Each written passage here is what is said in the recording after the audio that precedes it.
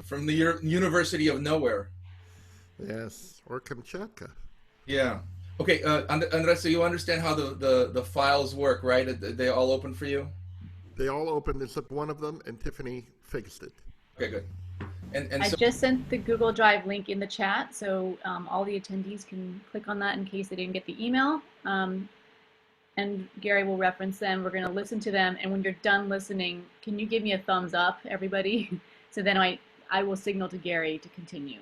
yeah, so I'll tell when everybody's on board, but essentially there's 8 examples for 3 pieces. And then so as soon as I get the signal from Tiffany that everybody's done listening, which I know the length of it, so we'll be as quick about this as possible, then I'll go on with my spiel. Yeah, great. And then how much time for Q&A do you think, the usual, or? Yeah, maybe 10 or 15 minutes at the most. We can begin. We can start? Yes. So, welcome everyone. Good morning. I'm very, very excited.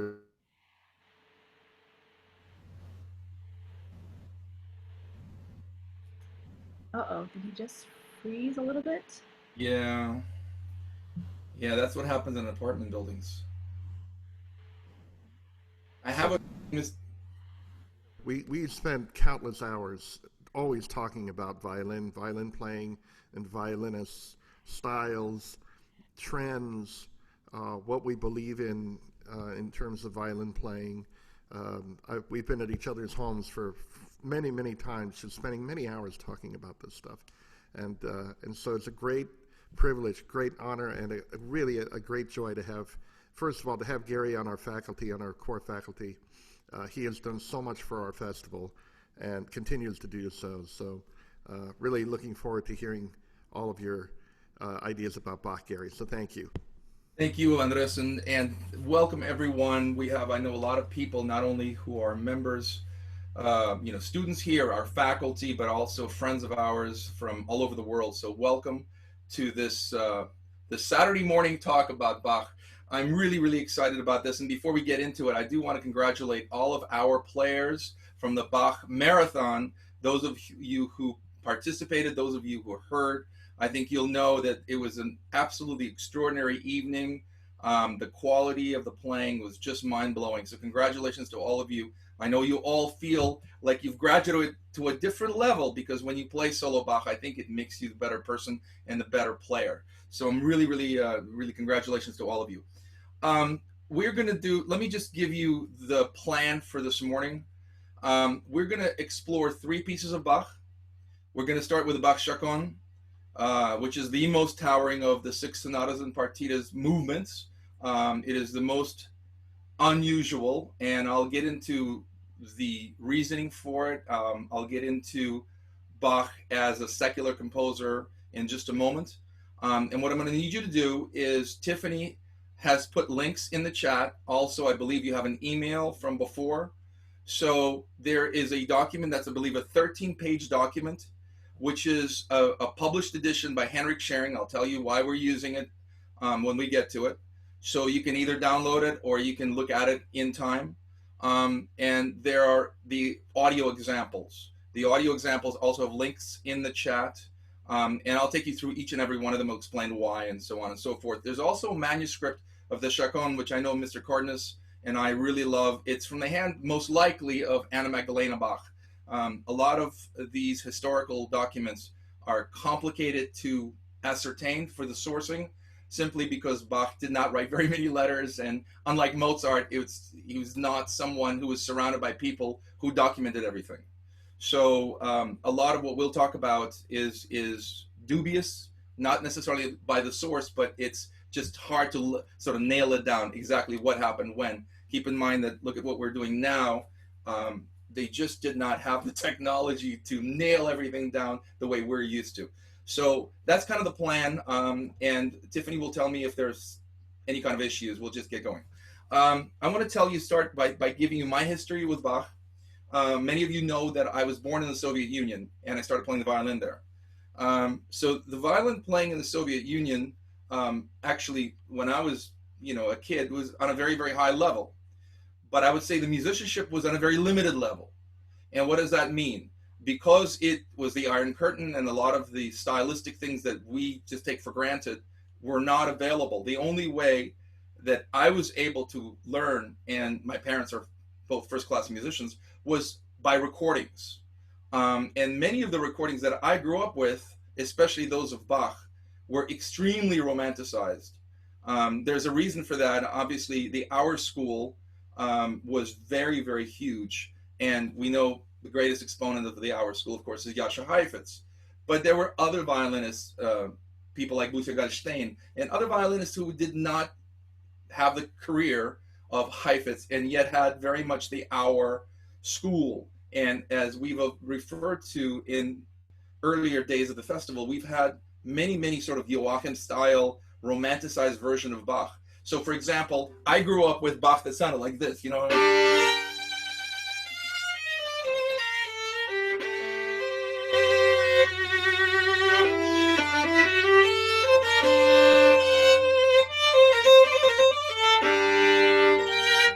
So it was just one of those things where it sounded damn good, but we now know it had very little to do with historically informed performances, with what the music is, and most importantly, what the structure of Bach is. I think that what we really need to understand is Bach was incredibly multifaceted. And the movements that we're going to speak about today were all written in Köthen in 1720. Now, why is that important? Köthen was the one place where Bach did not have a huge sacred commitment. He had some, but let me give you his week in Leipzig, in Weimar, what he would do normally. You know, what would be his commitment to his patrons in everywhere but Köthen. So one of the first thing you had to do was keyboard lessons. And keep in mind that keyboard lessons included harpsichord, included organ, clavichord, and various other keyboard instruments which are now pretty much obsolete. He also was a very fine string player. We know for a fact that he was in love with the viola, much like Mozart. And he also loved the violin. I mean, we know that he was really played all the time, and judging by the 6 pieces, I mean, the technical difficulties alone are incredible. So he could play everything that he wrote, and he was very well aware of what it took to do it. His other commitments, this is just all in 1 week, was to work with the choir, so actually rehearse with the choir and take them apart and put them back together, compose for the Sunday service, which was generally a cantata of some sort. And then he had to also compose for holidays, for birthdays, for anniversaries, for special events. If they went, you know, on a summer holiday, you needed a piece of music, he would compose it. And then if that wasn't enough, he would also compose for parties.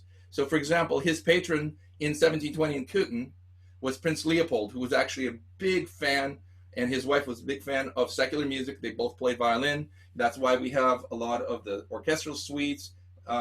Many of the works that we know not to be sacred were composed in Köthen. But just looking at his schedule, you know, he had so little time to actually write things down and tell us for posterity how he wants certain stuff. He wrote things incredibly fast, which is even more amazing that we were able to have this kind of quality, you know, in his music. Not to say that he did not have music that was maybe not the most famous and did not work as well, but the point is that when he had to write this much music, it is an incredible amount of quality for the amount of time he actually took to do it. In fact, my old teacher Michael White at Juilliard used to say the only thing that he did over was to work on fugal subjects. So if you think of the Well-Tempered Clavier, all those fugues, that's where the fugal subjects, you can see they're very carefully constructed, and we do have some evidence that he rejected certain fugal subjects because he thought that they were going to work less well than the ones he actually finished with. So that's just an idea of what Bach was doing and what he was doing with us. I do want to say that, just coming back to the Soviet Union, I think there were several watershed events in the Soviet Union that sort of brought the Bach playing from the West and the informed Bach playing to the Iron Curtain. And the most important of that, of course, was Glenn Gould's State Department tour from Canada in 1956, if I'm not mistaken. There's actually a film called Gould in Leningrad, which I highly recommend to you, because that film actually documents how he gets off the plane, how he plays, and there's a great scene there of Mstislav Rostropovich, the great cellist, because, you know, there were many people playing concerts there. I mean, everybody played from everywhere. So, you know, people show up and sometimes they don't show up. So he goes to a concert that's 15 people in the concert hall, and Gould comes out and plays Italian Concerto and various other things. The intermission lasted 45 minutes because Rostropovich got on the phone and he called everyone he knew, and he says, drop everything you're doing. This guy's a genius. Go to the second half of this concert. The second half with encores was something like 2 hours. He gets re-invited. The rest is history. The reason I'm telling you that story is I want to read a quote to you from Gould about Bach, because I think it's really germane to everything we're talking about here and why Bach is in many ways the father of us all as musicians, because of his vision, because of his architecture, and his incredible consistency in composition. So Gould says, I think that if I were required to spend the rest of my life on a desert island and to listen to or play the music of any one composer during all that time, that composer would almost certainly be Bach. I really can't think of any other music which is so all-encompassing, which moves me so deeply, so consistently, and which, to use another rather imprecise word, is valuable beyond all of its skill and brilliance for something more meaningful than that, which is its humanity. So I think that in many ways, when we talk about humanity of the Gingold Music Festival, this quote is incredibly consistent with what we're trying to accomplish here. And the music of Bach is ultimately its great humanity. It is really, I think, something that we should all think about and take away from this talk and use it in our everyday lives. All right, before we get to musical examples, because that's why we're here, I do want to talk a little bit about historically informed performances. You can see what I'm playing, I think, in this festival. Obviously, in the Bach Marathon last night, everybody played what we call a modern setup. And I do think that one of the things that I always miss in the discussion of the historically informed performances is the kind of instrument that you use, whether it's this kind of instrument or the Baroque instrument. It seems like they talk about sort of a monolithic instrument. You're either Baroque or you're modern. And that to me is a bit of a cop-out, only because there's so many ways to do it. And there's so many different ways to set up your instrument. So we'll talk about the example that we're going to listen to, but it has to do with the nature of the violin. So for example, I play an incredible Strad from 1726. I'm very lucky to be able to use it, but I also get to set it up how I want. So I use titanium strings. I use basically a setup that gives me the most color, but also the most penetration for when I play new music, when I play romantic music, because I feel like I can always tone it down, but I can't push through it if I need to do more. So I think the same can be true of Baroque instruments, but we kind of don't hear that. We're going to talk about a player that was very much firmly rooted in the Romantic tradition, but I worked with him. And I can tell you that he was really, really involved in getting the most color and the most interest out of every phrase, even though he used what we call a modern setup. The next thing we need to talk about, of course, is vibrato. Everybody wants to talk about vibrato, where you can vibrate, where you cannot vibrate. I was very lucky in the last few years to work with two really of the biggest experts in the orchestra in what we could call a Baroque specialist. One is Ton Koopman and one is Nick McGagan. And so, of course, you know, they're both charming people and very approachable. So I found myself talking to them about vibrato. And both of them were very interested in sort of dispelling the idea that you only vibrate once in a while, or you only vibrate, there's such an idea of, okay, too much vibrato. Okay, you went 1% over too much vibrato. They were much more interested in the shape of the music. What are you trying to point out? Why are you trying to point it out? Are you playing a gigue or a courante? Are you playing an orchestral suite? Where are the intervals? What are the most unstable parts of the music? What are the more stable parts of the music? So what I want to share with you is some of what the people of the time spoke about vibrato, so that we can all kind of have a historical reference which makes sense. So let's start with Arcangelo Corelli, who lived from 1685 to 1713, firmly in the Baroque. And as you probably know, he wrote a plethora of music for the strings mostly, and he himself was a tremendous violinist. So he says in his books and in his writings, he says basically use vibrato as an ornament. So, for example, Corelli would play La Folia like this.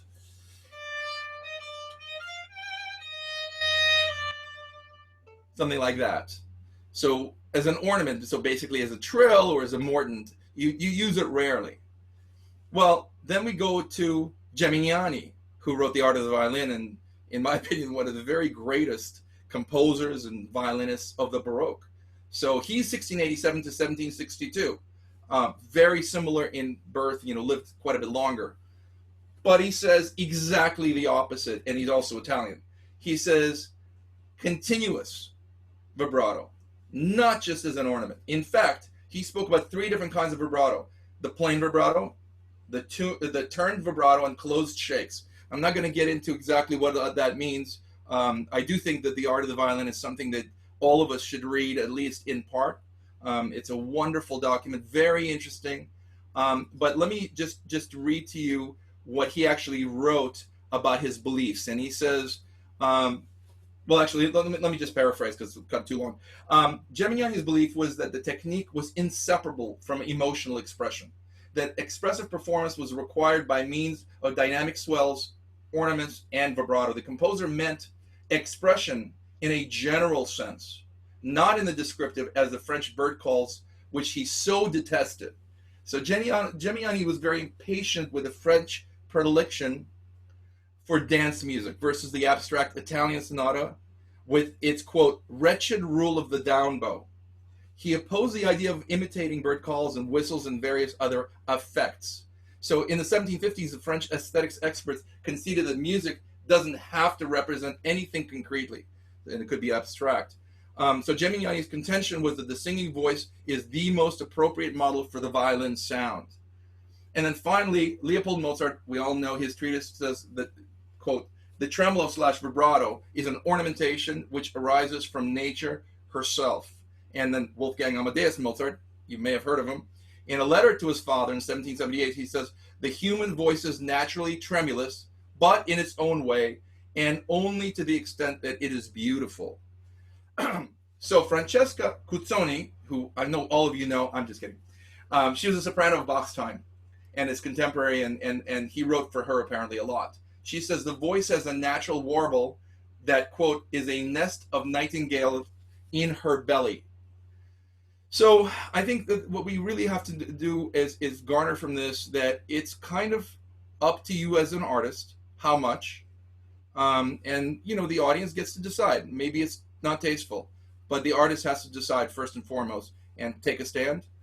And the other thing that we have to really kind of figure out is, well, does it work for the music you're playing? So are you going to use the kind of vibrato in the grave of the second sonata as you would in a gavotte? In the E major prelude, there's all running notes, so you wouldn't use any vibrato. So where you are in the music counts more than what the rules are. And so I think in a way, this gives us a lot of freedom as artists to make those decisions and to stand by them. If you can explain them, great. If you can't, the audience will tell you if it worked or not.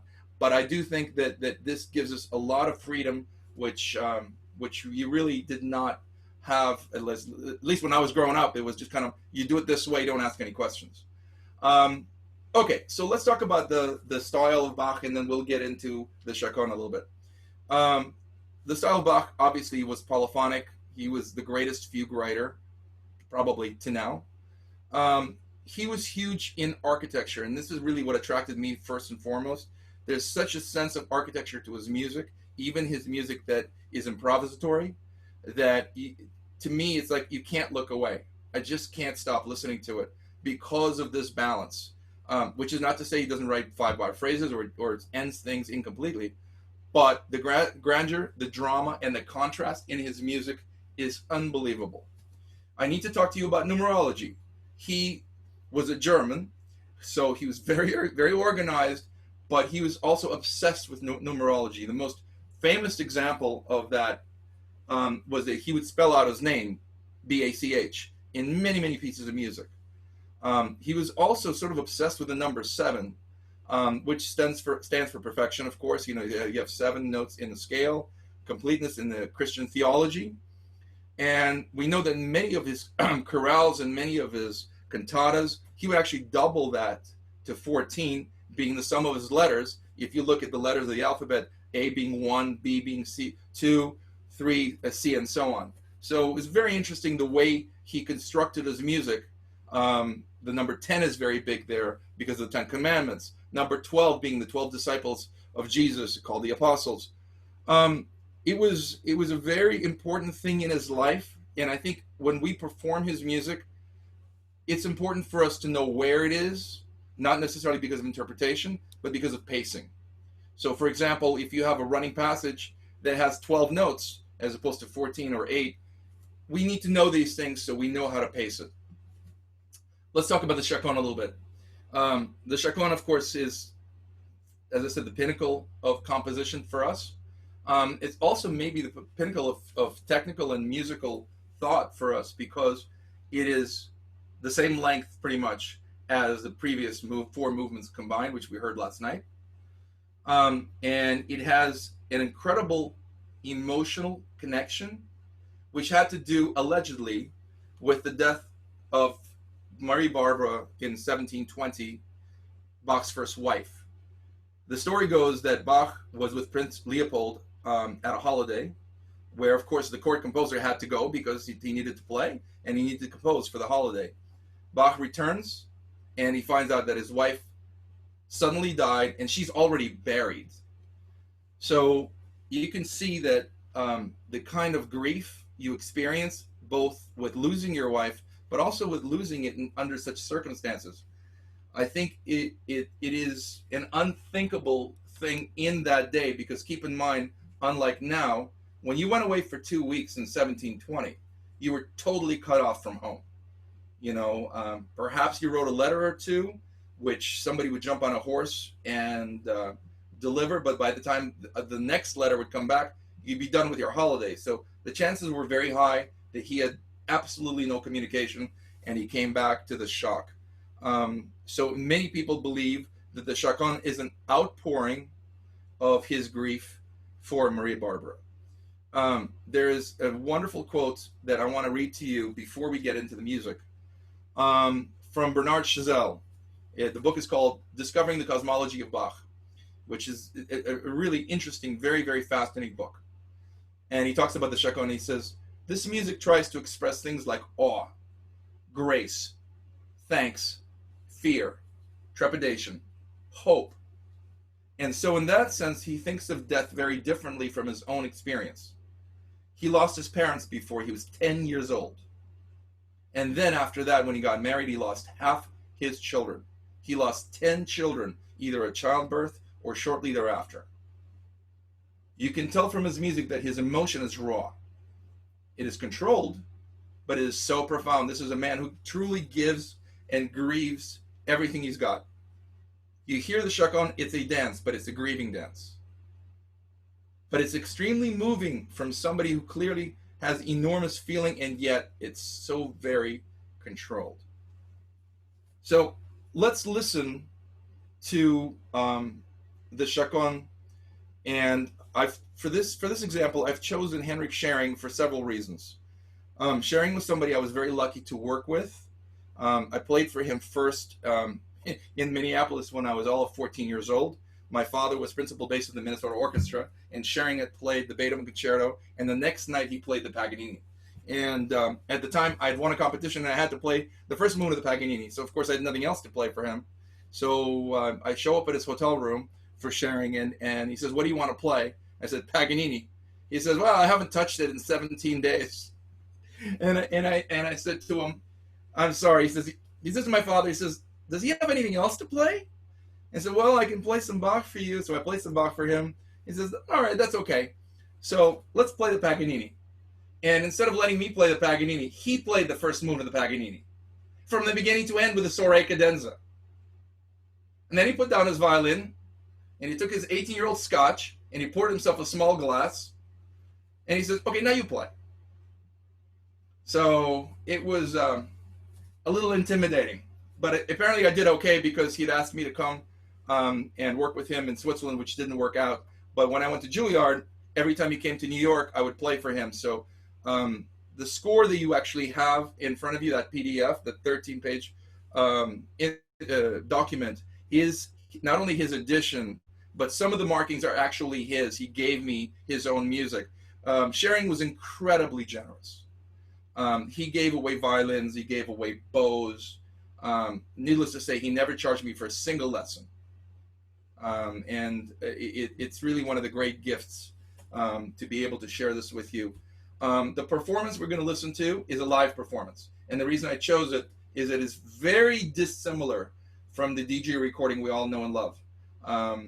It's quite raw, which is why I read you the quote before. It's in Lugano, which is the southernmost part of Switzerland, one exit from the northernmost part of Italy. And the reason I know that is I have a friend who works there, and Lake Como, where I'm at the concertmaster of a festival, we can ride our bikes to that exit. So Lugano, also the site of Marta Argeric's former festival, is kind of a magical place in the mountains with the lake and the whole bit. So there's a different quality to this performance. And I do want to start with the Chaconne, with the first example. So let's have everybody go to your first link, which should be labeled, I think, audio 1, right, Tiffany? So let's listen to that first example about a minute, and then we'll talk about it.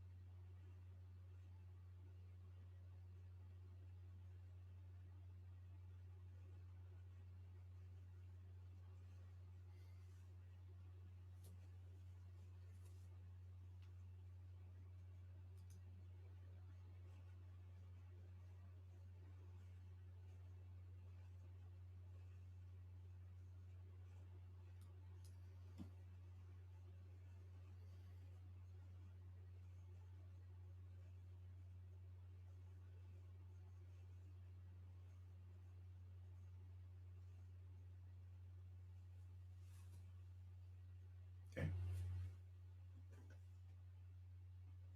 Great. All right. So I hope we're all back. One of the things that's really interesting about this performance is Sharing was known for his incredible intonation and basic cleanliness to his expressiveness. He dressed exquisitely. He had his own tailor. It's crazy. But you can hear that this excerpt is actually anything but clean.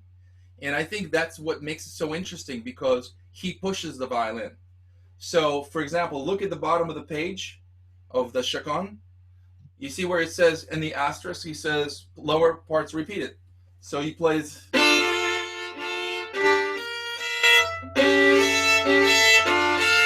Now, a lot of us don't do that anymore, but the reason obviously is he wants to hear the voice here.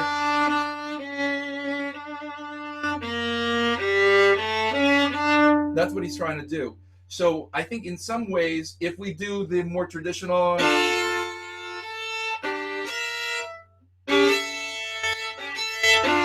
whatever you do, whether you roll those chords or not, I do think that you need to have a tightness to the harmony, and also when you do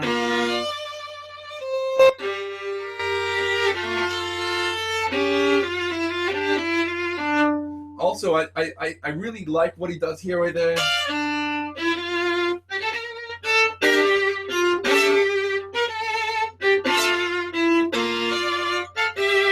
Because you really hear all the voices at once. And it's one of those things where he works with his instrument.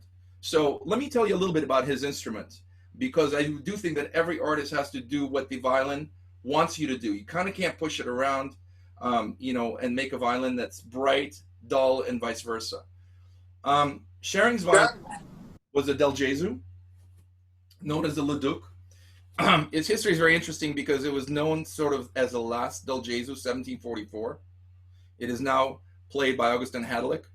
And there's some question on whether it was made fully by Del Gesù or with the assistance of his wife, which, if you think of 1740s, be very unusual to have a woman work as a violin maker. But apparently she did assist him in some ways, and we don't know how much of the hand of the wife was there. There's some letters about her doing a lot of the work. The point is that the nature of this instrument is it's a very regal, penetrating tone, a dark tone, and what I remember is you could really push it, and he did. And I think if you look at this example, actually he pushes it a lot. He pushes it perhaps too much because he knows he can. And it's a very interesting way of approaching the violin, because the rolling of the chords is kind of the same, actually. We'll get into some other examples where I think the rolling of the chords can be different. But I do think that we should listen to that second example and see what he does in our second example, which, just so if you're following along with the score, it's bar 48. So let's listen to bar 48 for style and what he does with it.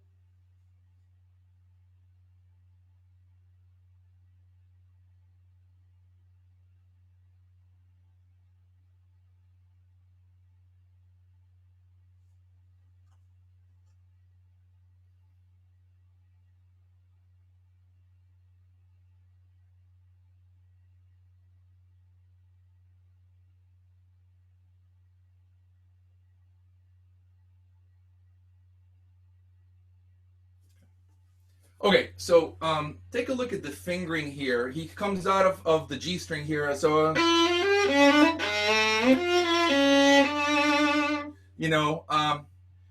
don't know if in today's day and age we necessarily have to do that, but then he does.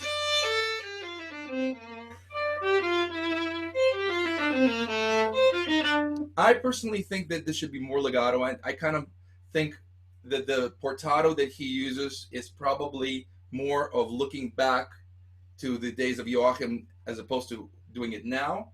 And I take the position that it doesn't need that much variation. It's much more pastoral. So I played this way.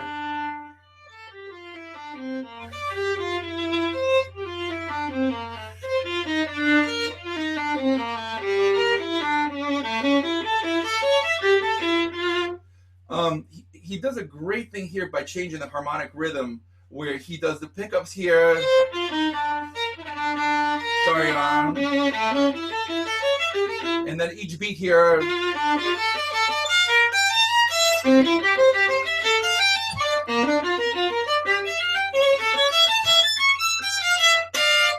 So one of the great things about this recording, I think, that it's just so much more obvious where it changes texture. I think a lot of students they hear the portato, they hear the certain kind of a chord break, and we pigeonhole ourselves and say, well, too romantic, ignore. Um, I really think that the art of sharing is to look beyond just the obvious, because the music of Bach is to look beyond the obvious. The music of Bach is probably the diametric opposite, let's say, of Stravinsky or Mahler, where they put down every single thing they ever wanted you to do. In the case of Mahler, everything he didn't want you to do. He was busy telling you everything that you would have done if he didn't tell you what not to do. But with Bach, he leaves a lot to the imagination, and he would like you to be the interpreter. So the mood has to be decided here. I also think that one of the things in the chaconne that I always think about is each variation has to have both a character and a decision. The decision being, is this the character of the movement that is vertical or horizontal? Meaning that, is it in place, or does it actually have a narrative that moves forward? So you could argue with that this is in place, you know.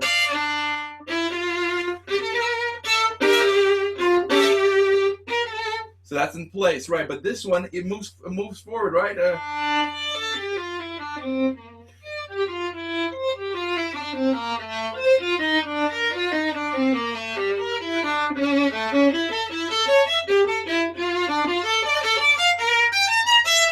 So we have to decide that before we play the variation. And I think one of the things that I remember as a kid, loving this kind of music and going to performances where the player just would not make that decision. And my feeling was, man, is this long? Because even if the music is great, even if the playing is really clean and well thought out, you know, 14 minutes of the Bach chaconne without any organization feels like 45 minutes or 145 minutes. So I think, as Mr. Cardenas likes to say, any kind of preparation has to be well thought out and well organized if you're going to be a compelling performer. And I think in the sharing, I should have mentioned this before, but he was an incredibly highly educated man, spoke 9 languages. He settled in Mexico for a certain time until he was rediscovered by Rubinstein, the great pianist. And the idea is that he, at one point, he became the cultural ambassador of Mexico, because through music, he really wanted to tell the world more about the humanity of this man, of his culture, and really of all of our culture, all of our Western culture, to share that with absolutely everyone, even if they were not able to, go to the library and read 75 books about it. Okay, let's go to example number 3, which is a completely different mood and mindset.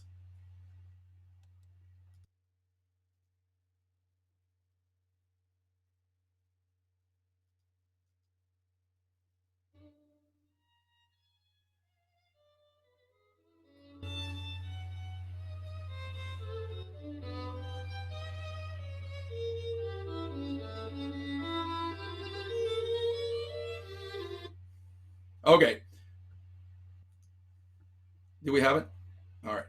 So look at the score. Now, mind you, of course, the Senza Gliss is from sharing. It has nothing to do with Bach. He would not have even talked about that. Would have been insulting to Bach. But then sharing says, don't gliss, and glisses, right? So he goes, I have no idea why he did that. I should tell you, because everybody knows, he was the greatest playing alcoholic of all time. He could drink Paganini, I'm sure, under the table and still play better. So the fingering, I think, that we all use is I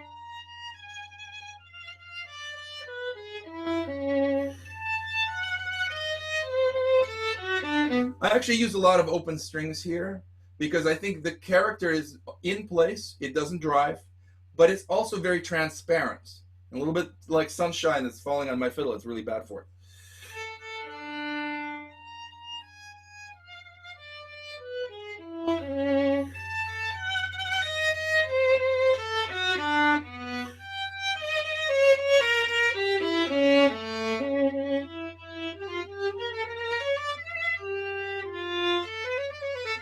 And from here, then we move forward.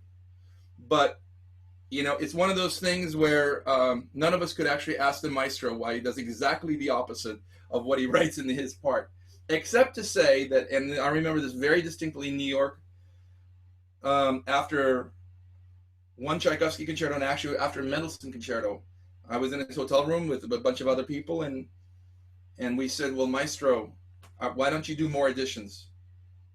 And he said, you know, it took 18 years of my life to do the damn shot edition. Why? Because I played differently every single time, and they're asking me to write something down.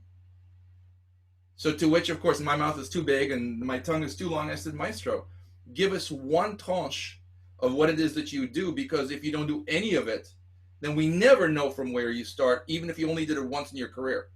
And he sort of agreed, and you know, this edition is a very interesting one to study, because it sort of gives us an opening into his thinking process and how it works and why it is what it is. All right, let's go to the next example, which is number 4, and it's the chorale. Okay, let's listen to that.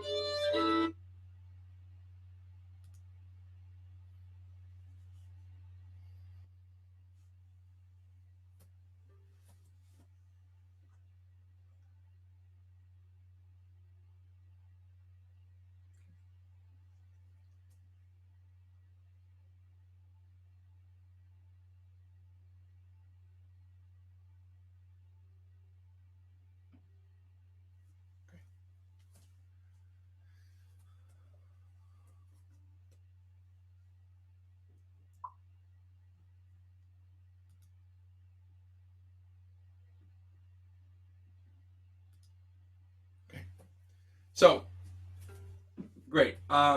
This is a very interesting thing, because he comes out, you don't hear this in the sample, but the bar before he comes out on a G string here.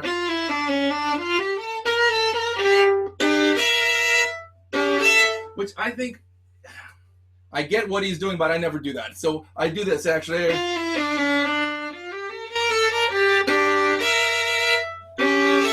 But he doesn't do that bowing. He actually does a different bowing. He does a...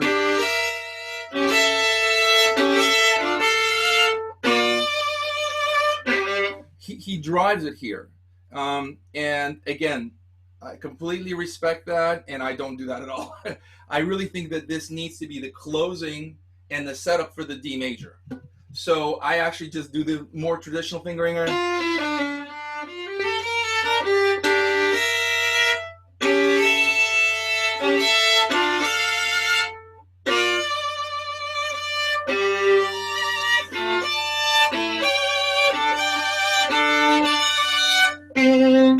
That was another thing. I actually break up this chord because I don't like the retake here. Breaks up the phrase, you know.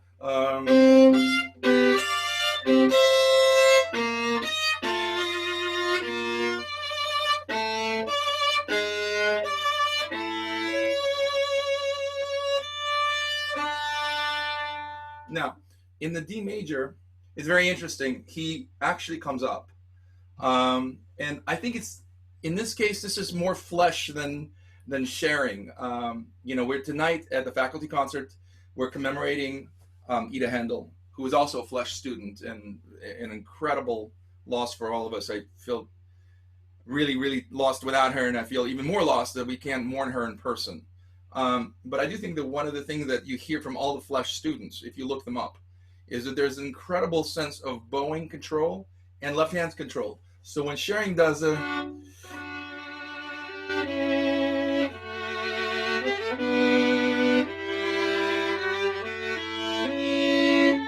I think it's a little bit too much about violin playing.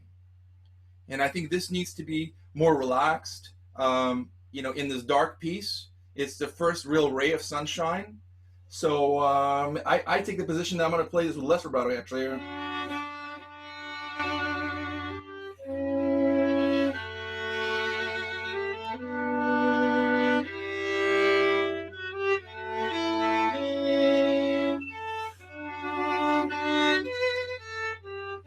By the way, in 136, bar 136, take a look at the fingering. It's very interesting. He goes, he does 3-2 here. And it's very interesting because he had this crazy stretch between 2 and 3, but it's unnecessary to prepare that 1 for the B natural. So I actually go into the second position here, and then because it's a variation of the tune. I wish I could tell you why he did certain things, but I will tell you that fingerings are all about confidence. And if the 3-2 was confident for Henrik Schering, all the more power to you. I do get students a lot who say, well, I play the fingering that's on the page. And at a certain level, that's fine. But I think when you get to this kind of music and the kind of level we have at this music festival, I encourage all of you to work with different fingerings, if at least if you're unsatisfied with the way this goes down. For me, this is a dangerous fingering to do because then the fourth also doesn't, it doesn't really work. I have to over vibrate it, and to me it compromises the tune, it compromises the music. So I go into second position because I like it and it's more confident. The break is minimal, it's just a shift, and it also is musically warranted. So I think that's just an example of where you can take the master and do what you want, as long as it doesn't muck up the music. All right, let's go to the fifth example so we don't run out of time. And this is the next chorale. So number 5, please.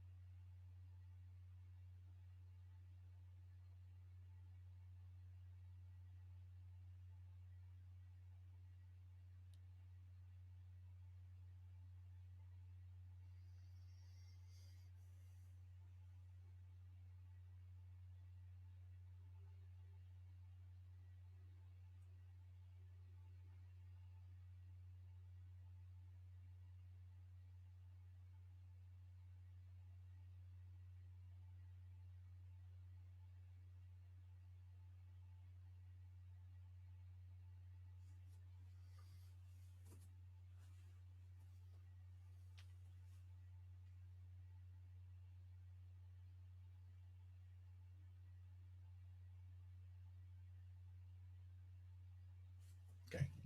So this chorale, it comes out of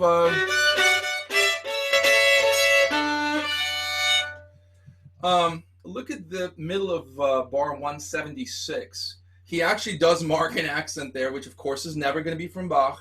But with all due respect, I really object to the kind of accent he uses. He whips it. He does.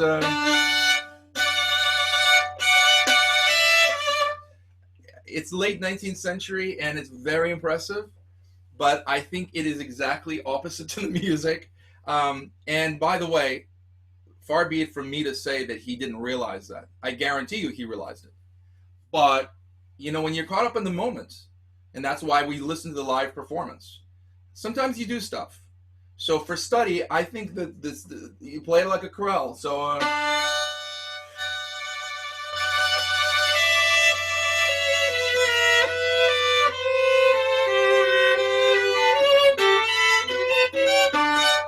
So the idea here is it's voice leading more than articulation, especially when he comes to,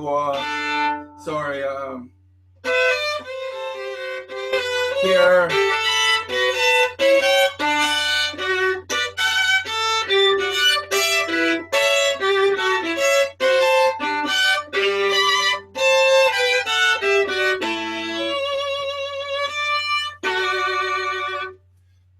also because there's sort of a false mountain to climb here.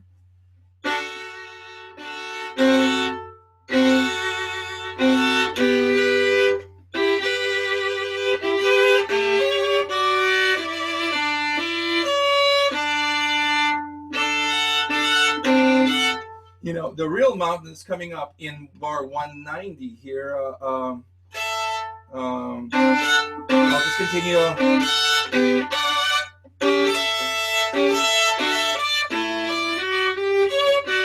Here.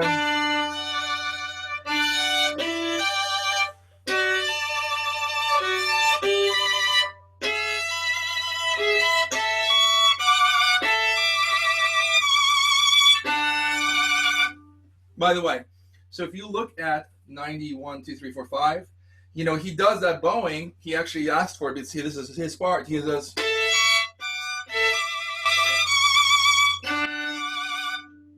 And I think part of it has to do with his instrument. His instrument was incredibly penetrating, but it doesn't ring as much as mine. So I take the position that I don't need to hook that and sustain it on an up bow. I can do it on a down bow. So.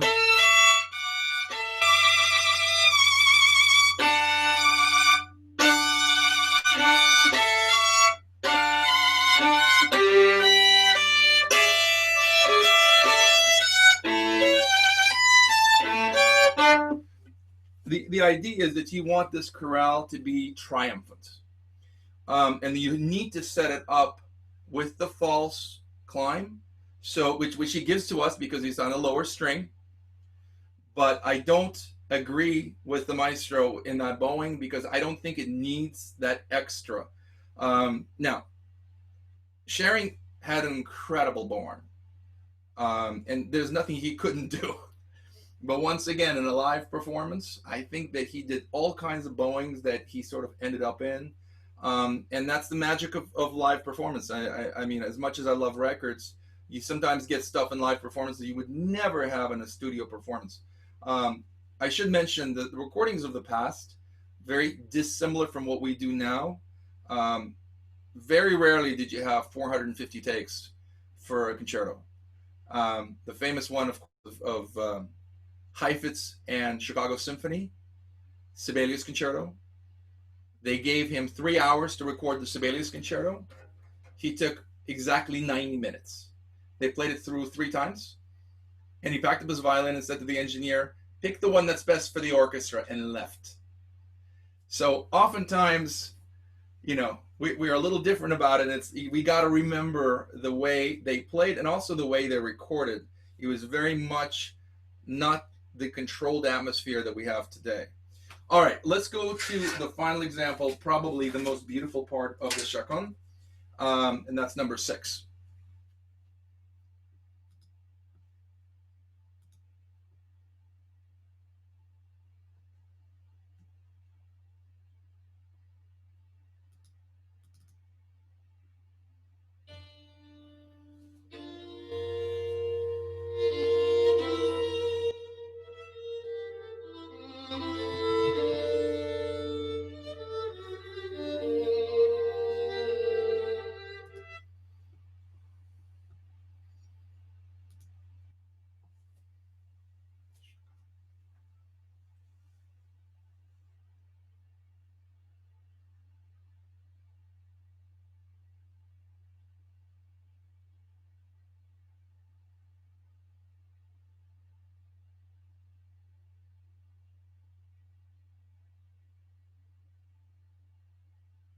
Okay, so take a look at what Schering marks. I don't have to tell you that Ma Sempre Espressivo is 100% Schering and 0% Bach, because he would never write that.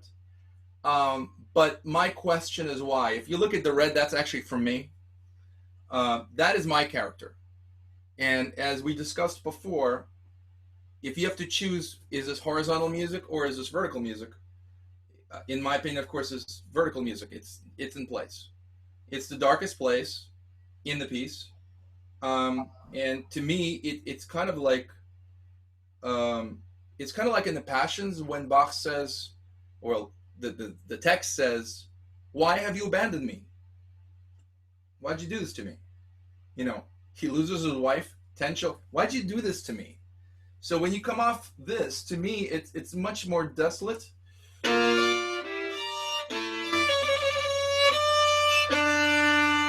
And I play this darker.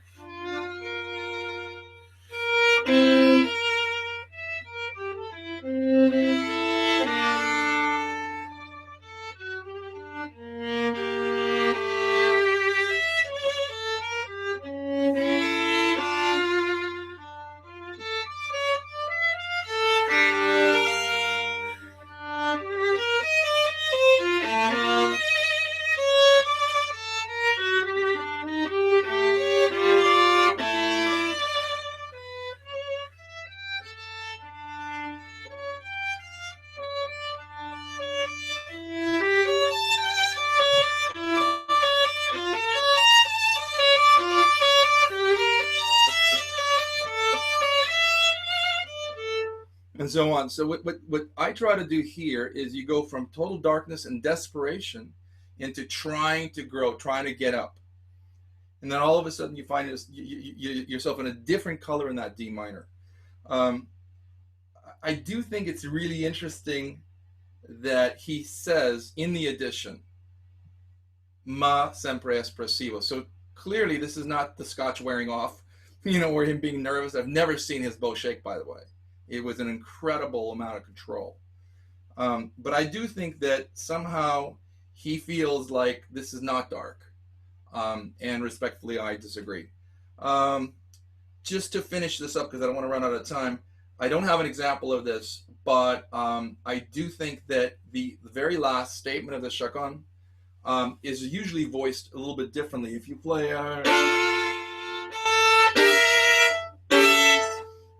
he actually plays it softer, and it's very interesting. He plays after, and he plays this less.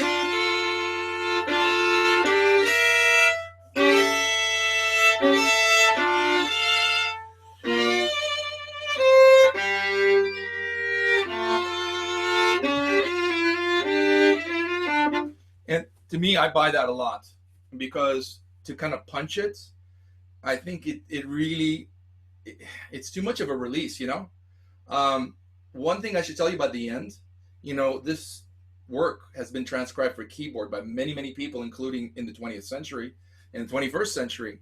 But the most famous is by Busoni. And Busoni adds notes, many, many notes. But what does he do at the end? Because the main riddle of the chaconne is, does it end on the Picardy third or not? Right? So we have...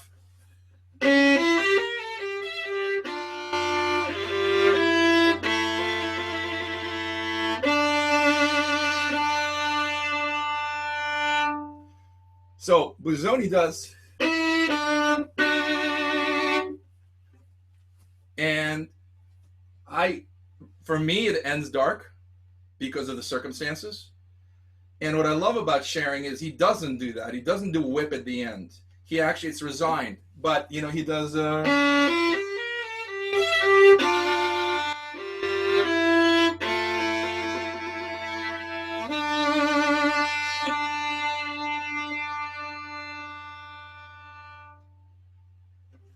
So, in fact, if you listen to it, which it's on YouTube, you guys can all download the whole thing.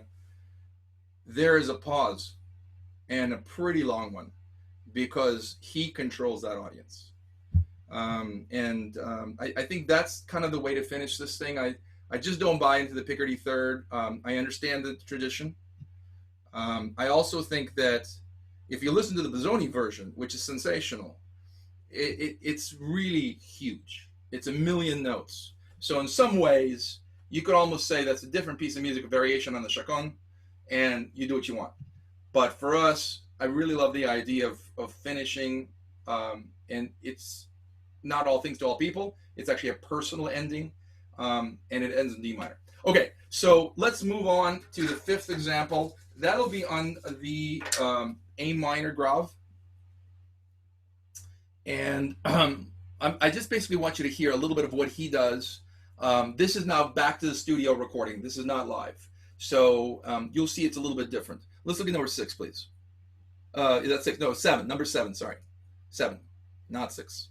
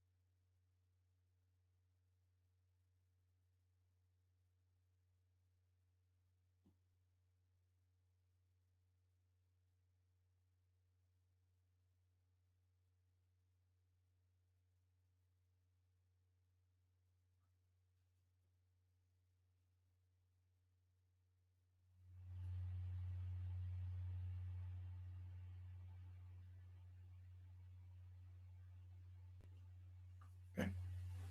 Great. So first things to talk about, bowings.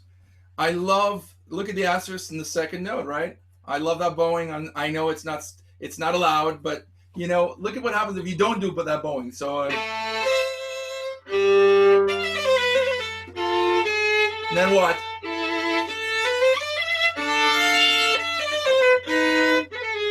You've got to split it up somewhere. But look at what he does.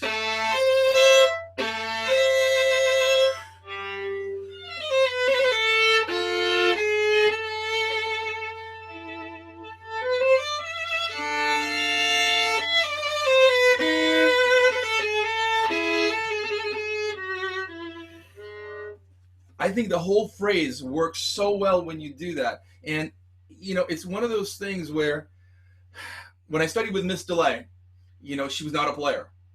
And one of the things that was great about Miss DeLay is that she would tell you what other people did. Well, you know, she had a class of Midori, Pinka Zuckerman, Yitzhak Perlman, Gil Shaham. So she had some really good players. So she remembered what these people do. Of course, the Galamian edition doesn't do that, but it didn't matter because she was able to share with us what they do. Now, interestingly enough, she didn't tell us why. Sharing would say, I do this, I do that, blah, blah, blah.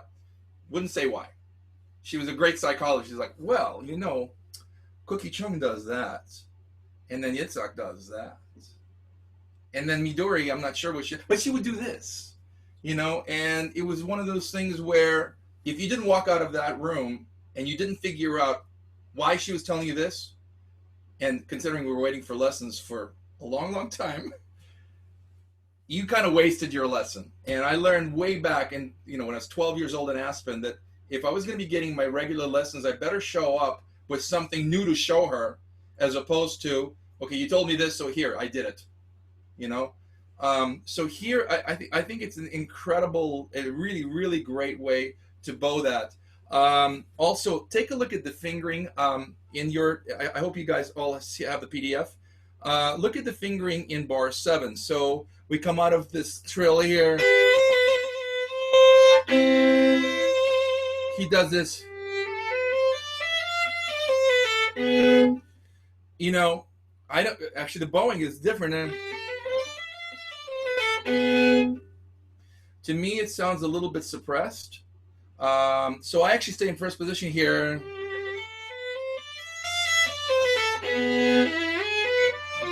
And then here, he does this. Sorry, he I think he goes to position. I don't understand. He does the half position. I'm not sure why he does that. So.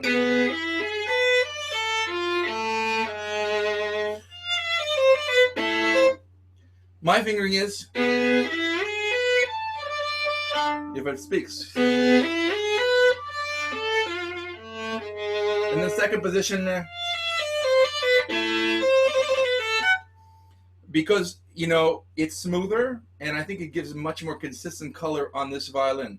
But once again, what are we talking about? We're really talking about what does your instrument allow you to do? and what it feels like in terms of confidence for you. All right, so let's continue here. So we got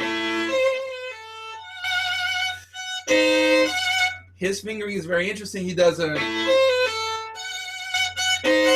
and I understand. I think he wants it to be on the beat, the surprise. He wants to hear that. But for me, I like the surprise actually on the pickup. So I do a here.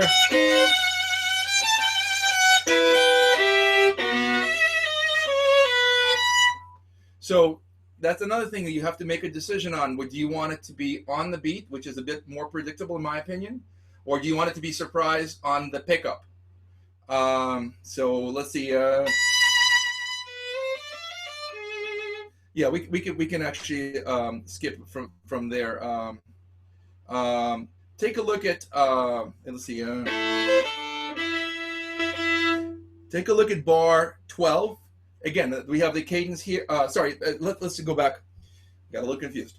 Let's go back to bar 9 here. So you have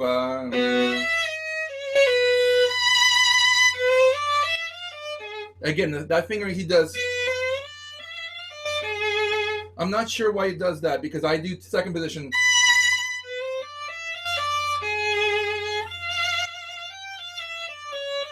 So you actually find yourself back in third position exactly like he recommends, but I think it's a much smoother fingering to do it.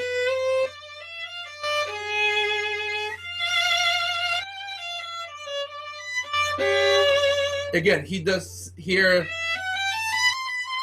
I like open string here.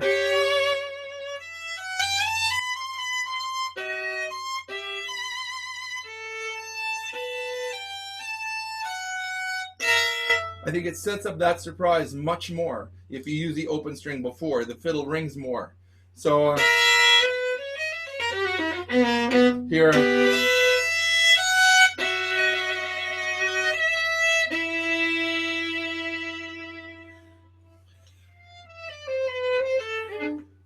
I like that very dark. He shifts.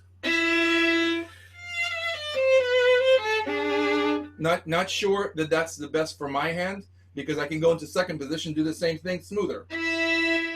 4, 1.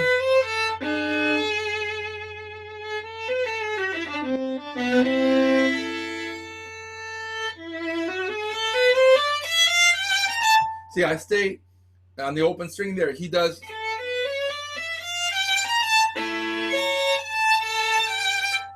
So there's a lot of fourth fingers here, which I think is another flesh thing, though in the flesh scales, which I'm sure you know, on the way up, it's always open strings. But here he likes the darker tone.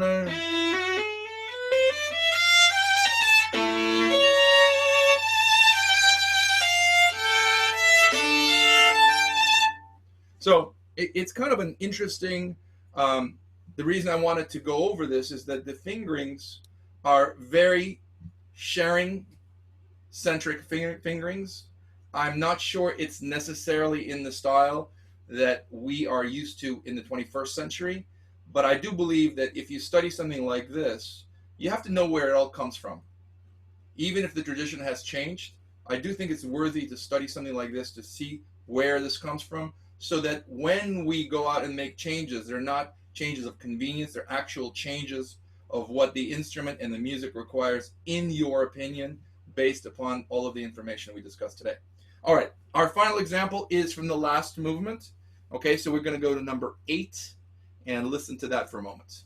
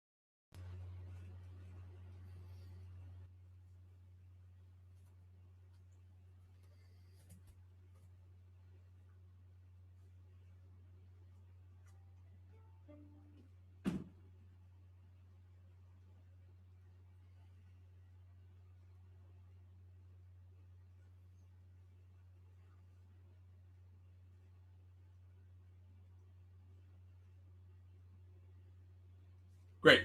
So take a look at the very opening. You know, the red is me.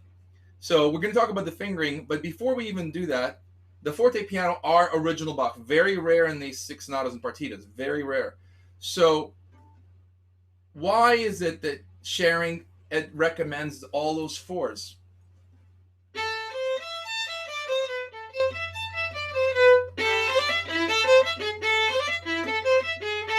Even here,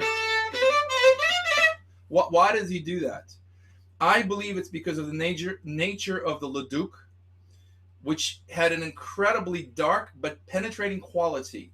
And this is a studio recording, though obviously if he decided on this, he did do it once or twice, or maybe many times, in concert. But I think my instrument, with the way this thing is written, especially because it's written alla breve. So if you really think in two, I need those strings to ring. So I play. I think we need this. Some people have been doing.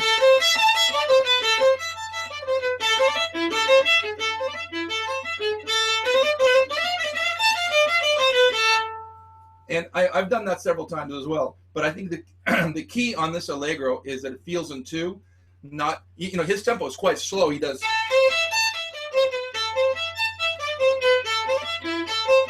Because I think he also wants to do, which is kind of frowned upon now, this, you know, almost a long martelé, right? So what if we did...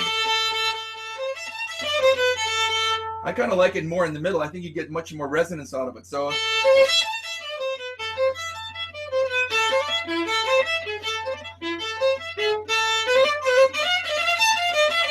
Here. Then you can go to the tip.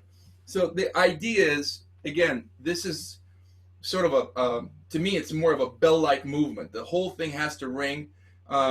Secular music, yes, but look, he worked in a church all of his life. I think the sound of the church is in all of his music. My final thing is I want you to go to bar 15. And this is, again, it's a bowing thing, but it's more of a texture thing. So if you look at the bar before, to me, it's a little stiff sounding, so I do.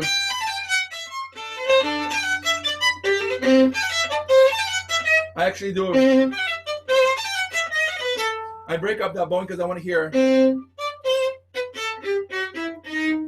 So I think.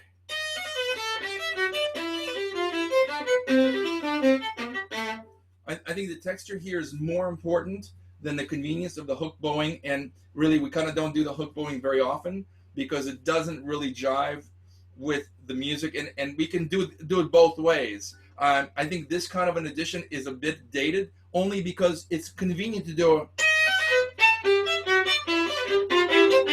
but it's easier to do.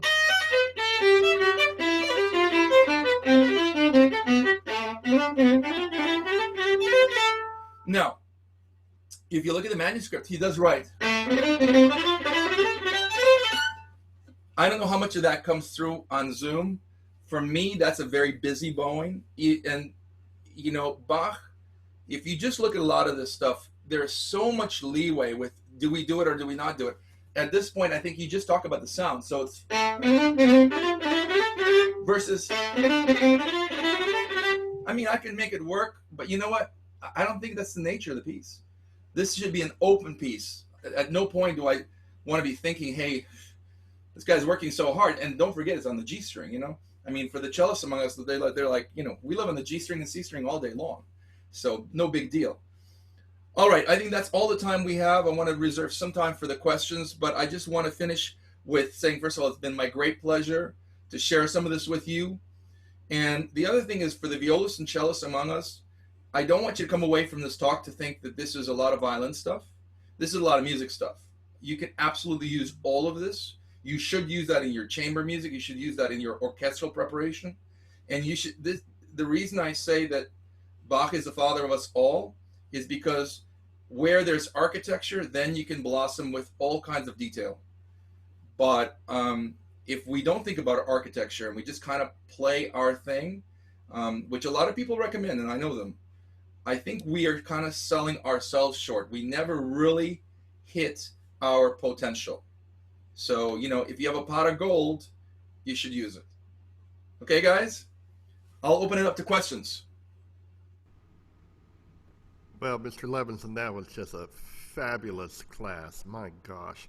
There was so much information, so many pertinent things, so much history, tradition, comparisons, so many different techniques, fingerings, bowings. It was very in-depth. It was just really inspiring to hear everything you said. Thank you. While we wait for a couple of questions to walk in, you know, one of the interesting things is that a lot of people don't realize that the first tone row that was ever really invented was by Bach. And everybody today, you know, I have students and stuff who go, oh my God, you know, this modern music or whatever it is. I mean, this is nothing new. This was in the time of Bach. We had tone rows. We had, you know, we had the seventh, da da da dum, beam, ba da da dum. The seventh existed 300 years before Schoenberg. Exactly. Like it is in the 20th and 21st century.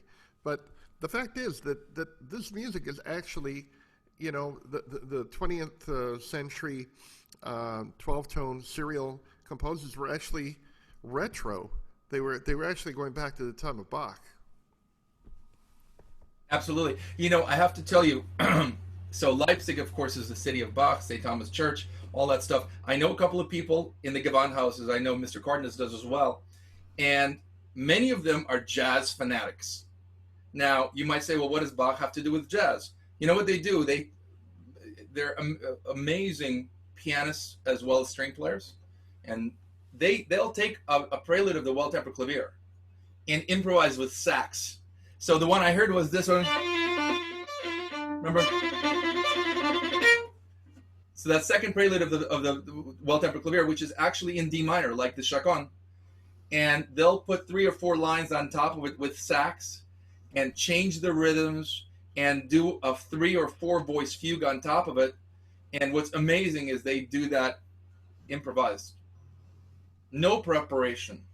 In fact, I've seen a video of their third concertmaster where he would play with sax and French horn, and they switch the lines with keyboard.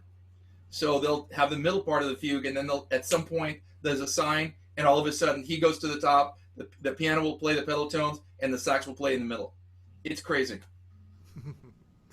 It's so interesting. And again, you know, when we think about serial music in the 20th century, 12-tone composers, their music was so mathematical.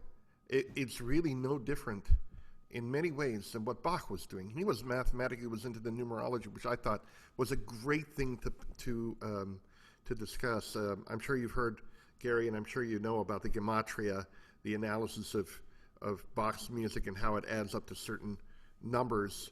And all of these things were derived from Bach. And so when you're trying to play your modern music, can you give us a few tips on how? Sorry, we just lost you.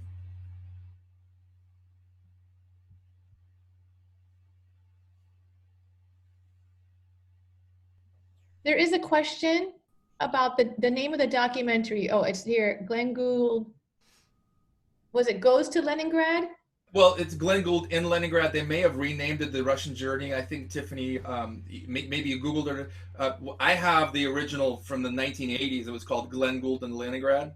But, I think if you just basically Google Glenn Gould Goes to Russia, they'll all come up. And the documentary is from Kultur with a K, which you can probably actually just find for free on YouTube. Highly recommended. We may use it for our watch party next week, so we're going to look it up. Mr. Card, you froze up. You were saying something about me?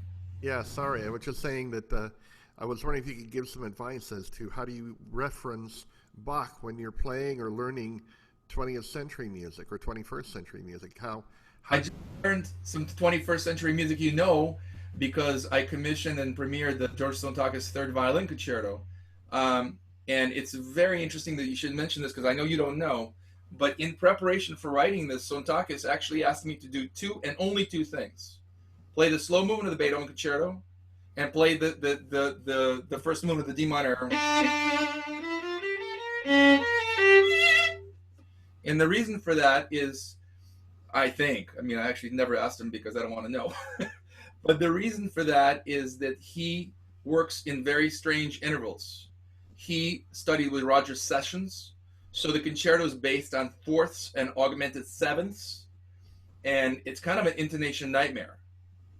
But the way I learn it is I look at my intervals. In the Sontakis case, it's not atonal, it is tonal, but it's based on certain intervals, much like Bach has the sevenths and the augmented fourth and so on and so forth. So as I was getting each part of the concerto, they actually started with a scherzo, which you remember was a...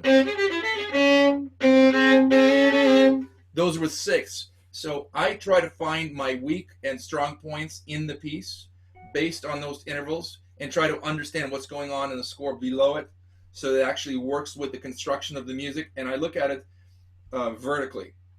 I try not to, in fact, he couldn't get me the score in time, but I made him send me the harp part, so at least I knew where the pedal tones were and the harp plays throughout. So my feeling is if you approach it like a conductor and you look at it vertically with where the harmonic tension comes and wanes, then you are further ahead with that piece of music. And I have to add, for me, it was probably the most fun I ever had learning any concerto, because it was written for me. I didn't have to have Mr. Heifetz or Mr. Cardenas looking over my shoulder, because that's the way to do it. Because, hey, you know what? This is the way to do it until somebody else does it better. Well, it's such a good lesson for everyone, because we live in a time where we're playing such different kinds of music, but it all, basically, the roots come from Bach, really. I mean, he is the centerpiece.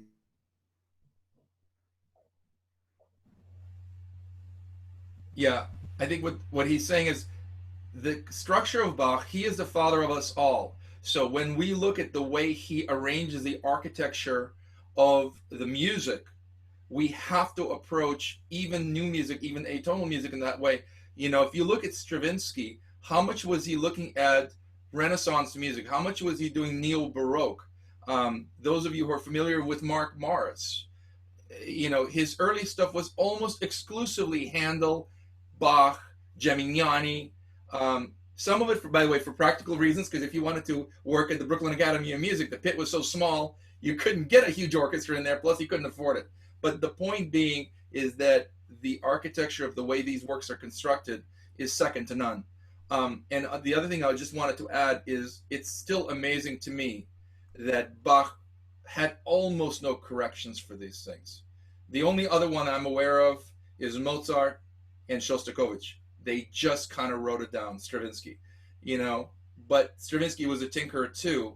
I'll never forget the score Mr. Cardenas once lent me in Steamboat of The Rite of Spring, and the kind of detail Stravinsky put in there is remarkable.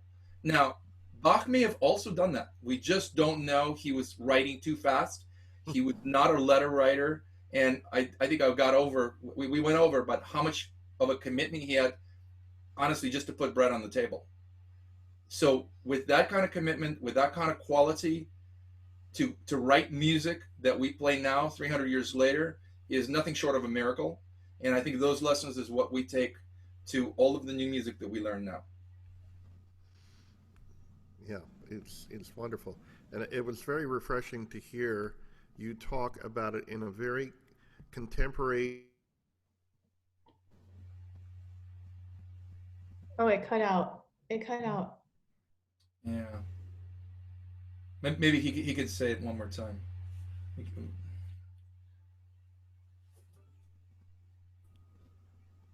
So while we're trying to reestablish with Mr. Cardenas, are there any other questions?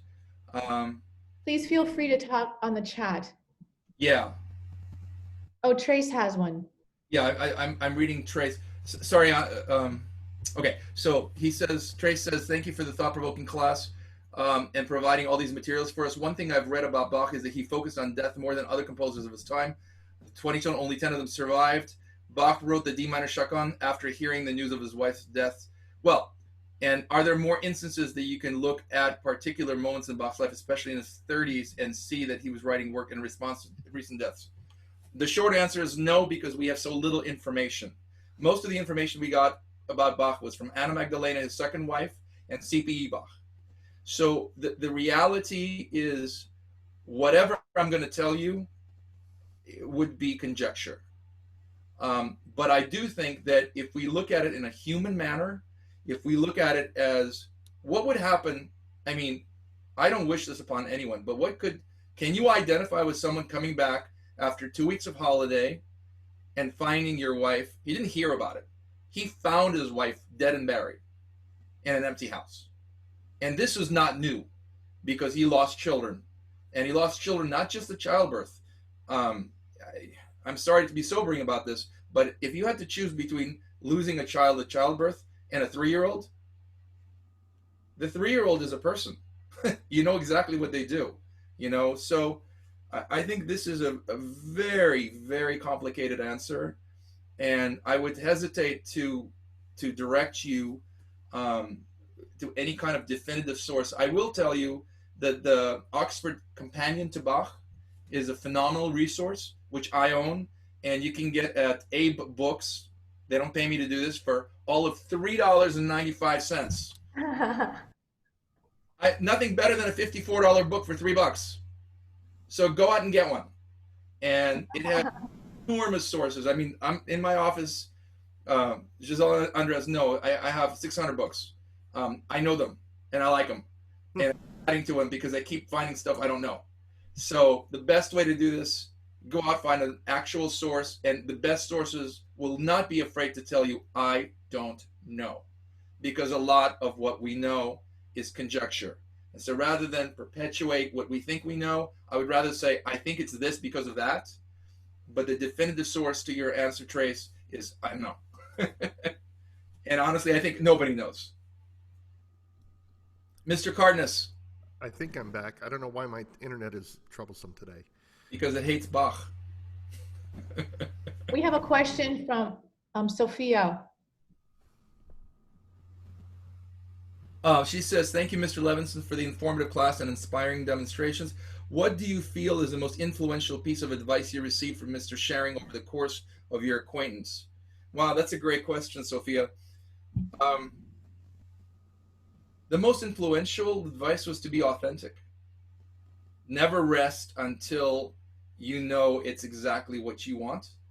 I mean, the best example of that was some years back.